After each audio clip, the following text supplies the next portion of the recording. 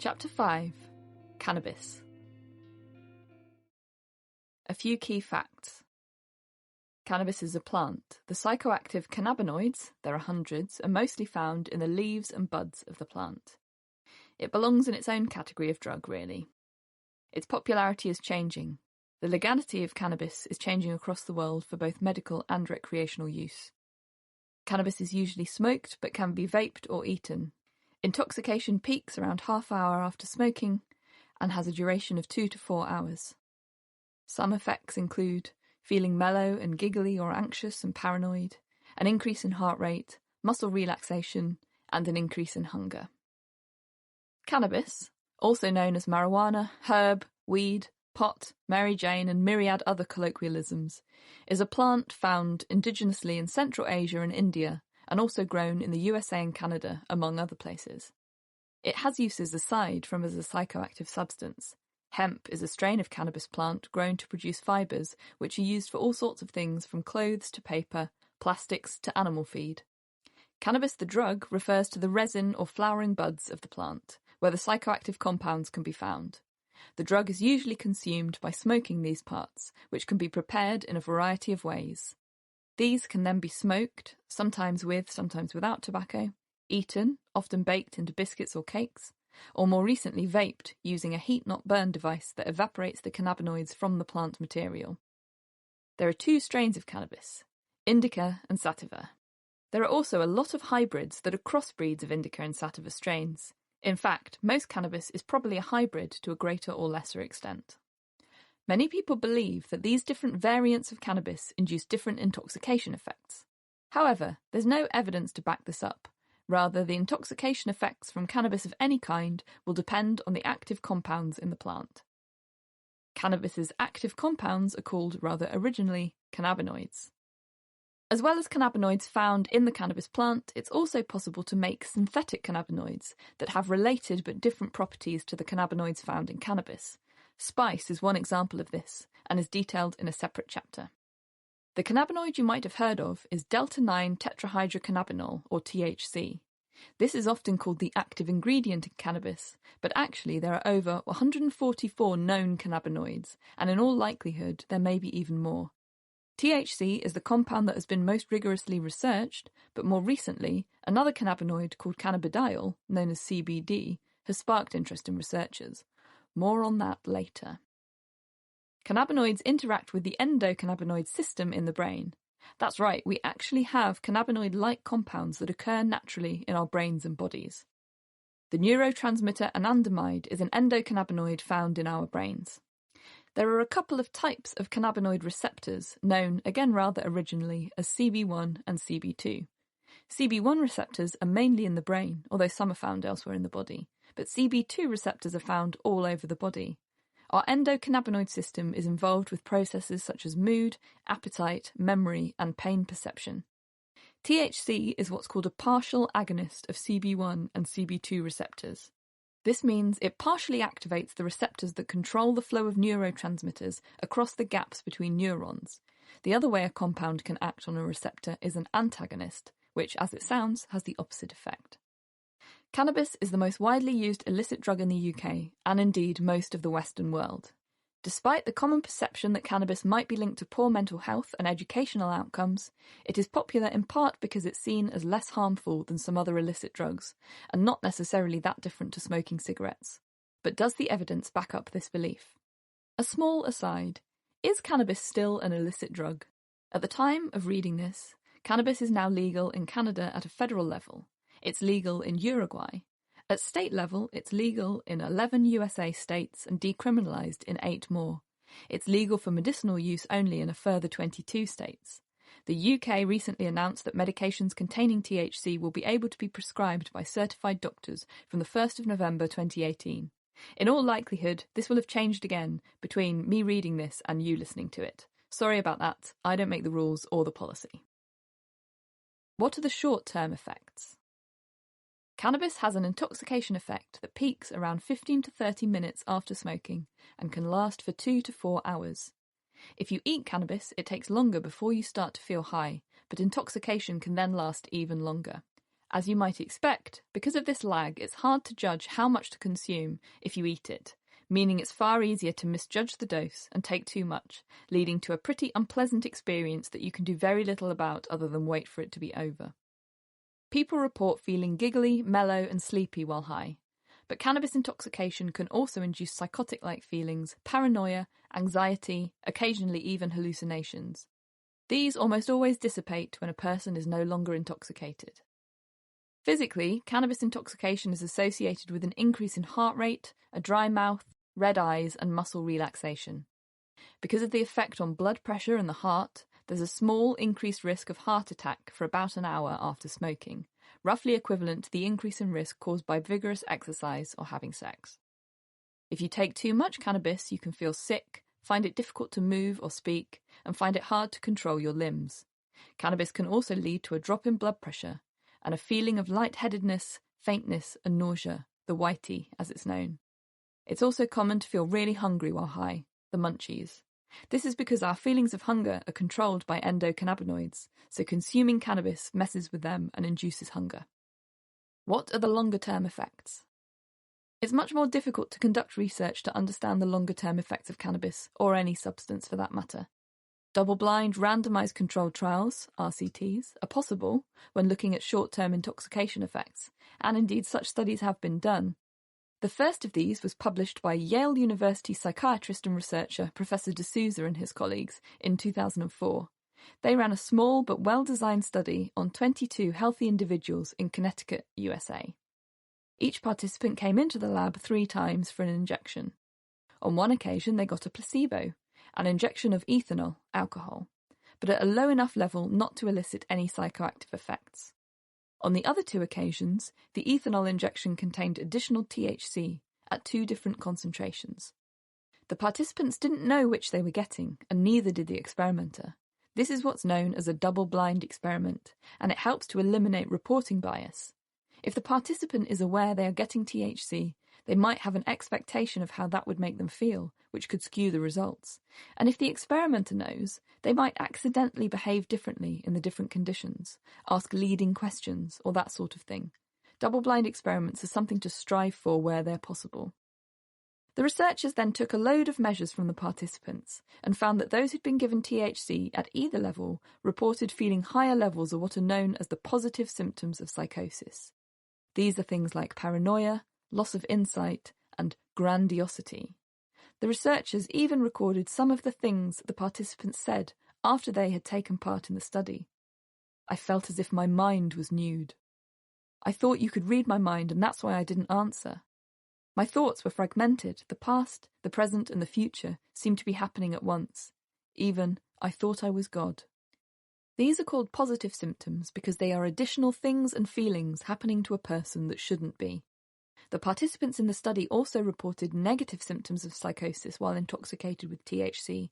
These, conversely, are the absence of things that a person should be experiencing and can include a flattening of emotions, poor rapport with the experimenter, seeming distracted, that sort of thing. The ethanol placebo condition didn't affect reporting of either the positive or the negative symptoms. Now, this might all sound quite lurid and worrying, but it was very short-lived. Individuals in the study stopped experiencing these symptoms within around 3 hours of being injected. In other words, these were intoxication effects that went away as soon as a person was no longer high. If we want to understand the longer-term impact of regular cannabis use, we have to rely on observing what people choose to do while accounting for the other differences that might exist between people who choose to use cannabis and people who choose not to. And this is assuming that people tell the truth when they are asked about their substance use in the first place. It's possible that smoking cannabis will confer similar physical health risks to smoking tobacco. The process of burning the cannabis is likely to release carcinogens, and the common practice of smoking cannabis mixed with tobacco means the risks associated with smoking, such as lung, throat and mouth cancers, are likely to apply for cannabis too. Research has been somewhat inconclusive as to the risk of lung cancer from cannabis use. A paper using data from the International Lung Cancer Consortium, published in 2015, found little evidence for a link between cannabis smoking and lung cancer in individuals who had never used tobacco, though they also state that harm from long-term heavy consumption cannot be ruled out by their findings. There's been some research that suggested a link between cannabis use and risk of heart disease and stroke, but at present the evidence is not strong. Of course, lack of evidence doesn't necessarily mean that a risk isn't there, just that we can't be sure. Heavy cannabis use has been implicated in an increased risk for some mental health problems, in particular psychotic disorders such as schizophrenia. Since cannabis use can induce psychotic experience when a person is intoxicated, this is perhaps not surprising, although other risk factors for psychosis don't necessarily induce acute psychotic symptoms. There's pretty consistent evidence from observational studies that very heavy cannabis use during teenage years predicts a small but important increase in risk for schizophrenia later. However, given how common cannabis use is and how rare schizophrenia is, cannabis cannot be either necessary or sufficient to cause schizophrenia. It may be the case that cannabis is one risk factor among many, and for certain people who have a family history of schizophrenia, for example, or other risk factors for the disorder, it could lead to problems, while for most people it won't. This is what I've spent many years researching, and I don't think we have a definitive answer yet. The trouble is, at the moment, there isn't a good way of identifying who's likely to be at higher risk. Other risk factors for psychosis include family history of similar mental health problems, living in an urban environment, being a migrant, childhood adversity, and several others. Individuals who fit in these categories may be particularly at risk from cannabis use and should certainly avoid using it. There has also been some suggestion that cannabis use can lower IQ and impact on education.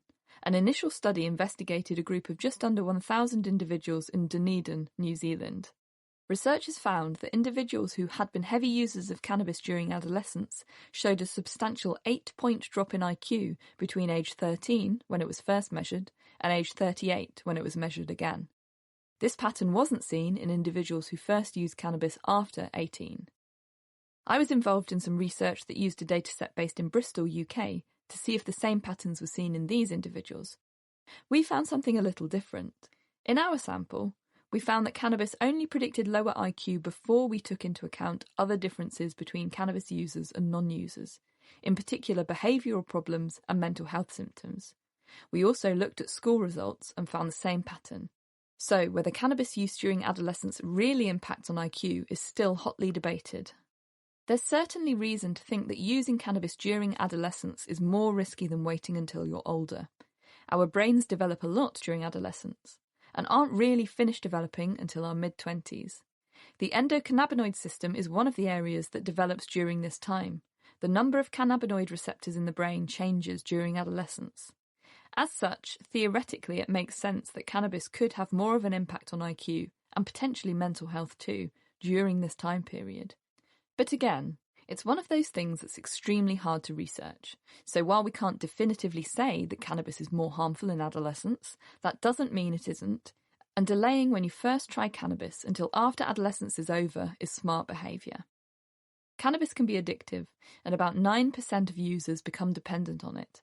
Cannabis withdrawal can make a person feel anxious and irritable and can impact on sleep patterns and appetite. Myths and misconceptions. Cannabis is a gateway drug. Although cannabis use is likely to precede the use of other illicit drugs for most people, this doesn't mean that cannabis causes their use. This is a challenging area to research, and it's possible that the association between cannabis use and later drug use is related to the illicit nature of cannabis. If you have to buy your cannabis from a dealer on the street, you're exposing yourself to the illicit drug trade, where these other drugs are sold, meaning in all likelihood they'll be more easily accessible than if you'd never used cannabis. The person you buy your cannabis from might themselves sell other drugs or know someone who does. So this is partly true. Queen Victoria used cannabis. Although now seen as predominantly a recreational drug, cannabis has an unexpected history in the UK as a medicine. It was prescribed in tincture form, extract of cannabis dissolved in alcohol, during Victorian times, as a treatment for what could euphemistically be referred to as women's issues, such as period pains and pain during childbirth.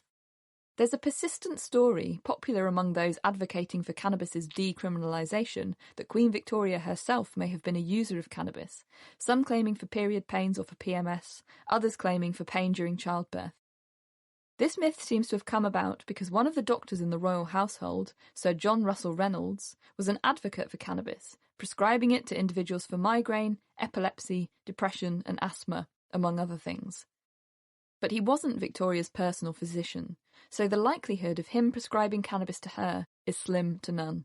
Not only that, but he didn't begin to work for the household until Victoria herself was 60 years old. So while some Victorians might have been prescribed cannabis, there's no evidence that Victoria herself was. This is probably a myth.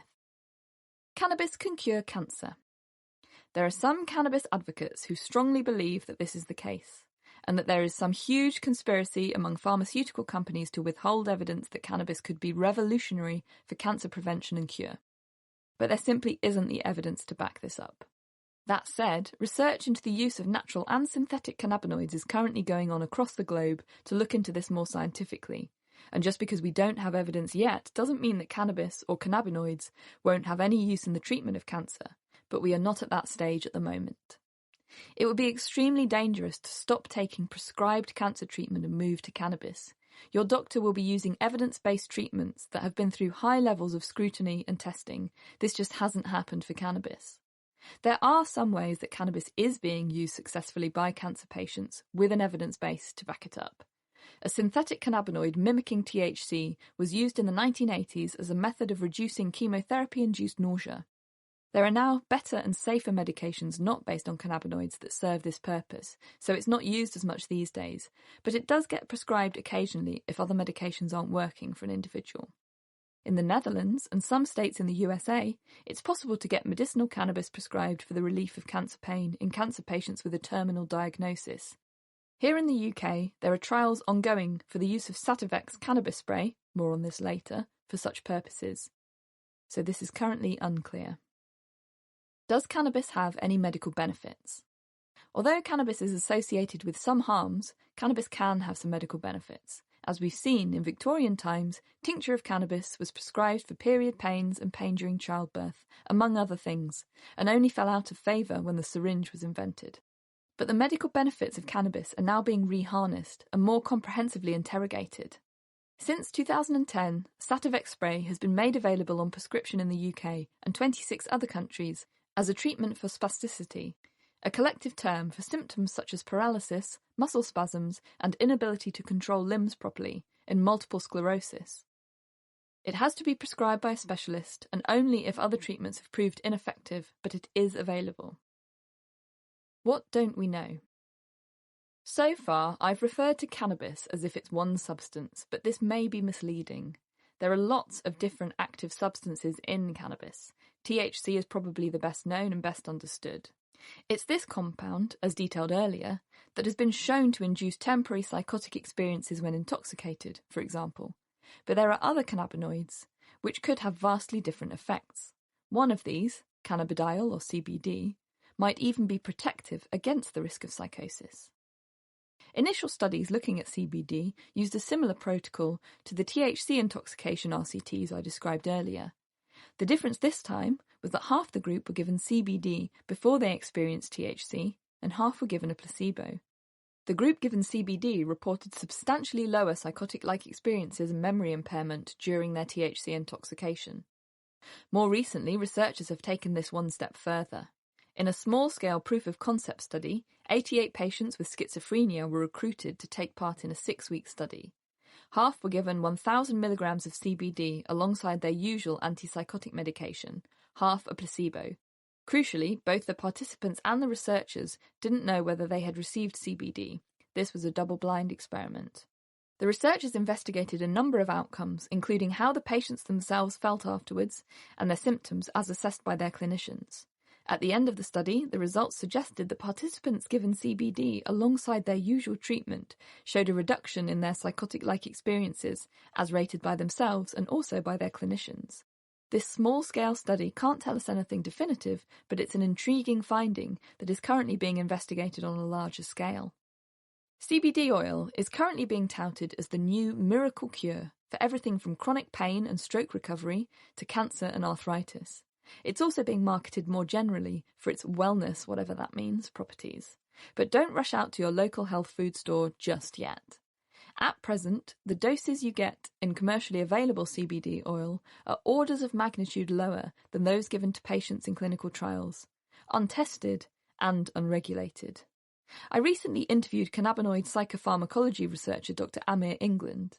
and he worries that the CBD being marketed as a wellness product in this way could have negative consequences for research into its potential benefits medicinally.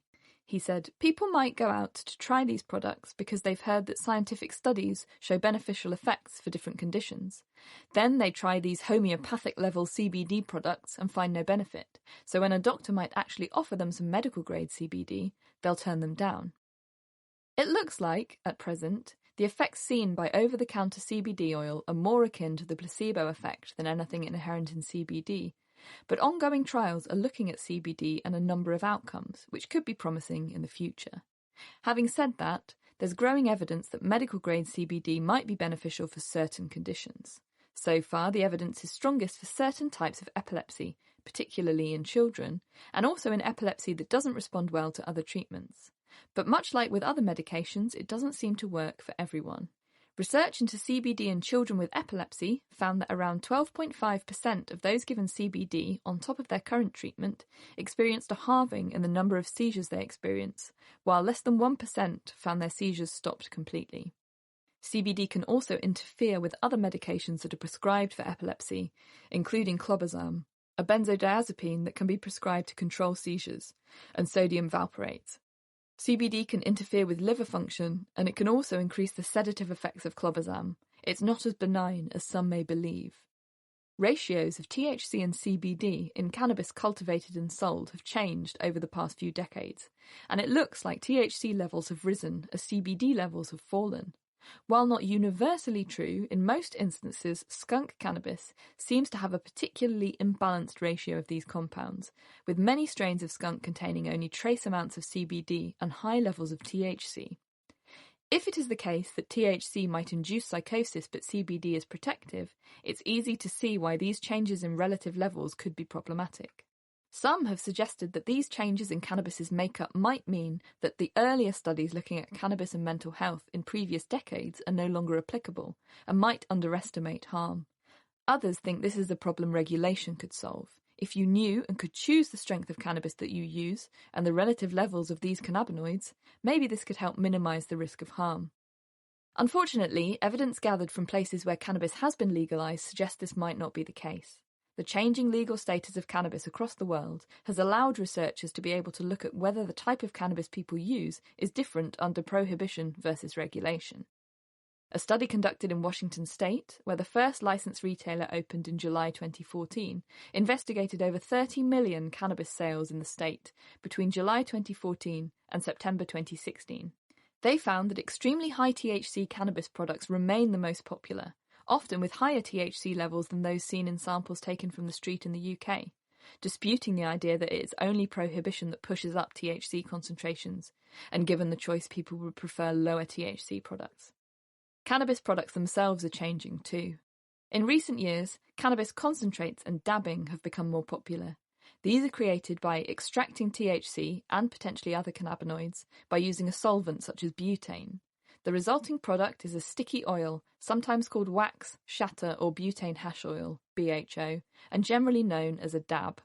Dabbing is the process of heating up and inhaling these concentrates, which are often exceptionally high potency.